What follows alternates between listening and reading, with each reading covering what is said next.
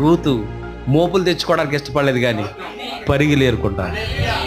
ఓ యవనస్తుడా, ఒకసారి వచ్చేయాలి నీకు ఉద్యోగం వచ్చేసాక పెంచేస్తాడు అన్న అమ్మ బాబు. అప్పుడు వరకు ఖాళీగానే ఉంటాడు తప్ప ఏ పని చేయడు.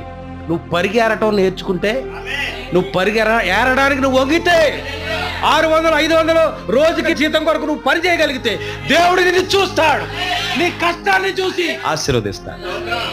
ఎప్పుడైతే నువ్వు ఖాళీగా ఉండవో అప్పుడు నువ్వు అదుపు తప్పవు. ఈ విపరీతమైన పనులకు, విపరీతమైన క్రియలకు కారణం ఏంటో తెలుసా? మనిషి ఖాళీగా ఉండడం వల్ల, బద్ధకస్తుడిగా ఉండడం వల్ల, ఏ పని చేయకపోవడం వల్ల. కనుక ప్రయత్నం చేయండి, మీ వంతు ఏది చేతనవుతుందో అది చేయండి. వెతికితే దొరికితే. ఇంట్లో కూకుంటే ఆవడానికి వచ్చి ఇచ్చేతాడు ఉద్యోగం. మీకు చిన్నదో పెద్దదో చేయడానికి ఇష్టపడు.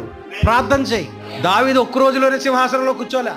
దావీదును దేవుడు అంతకంతకు వర్ధిల్లింపజేయడు, ఎందుకంటే తన నమ్మకాన్ని చూశాడు. నీవు నమ్మకంగా ఉండటం మొదలు పెడితే అది నీకు ఇస్తాడు.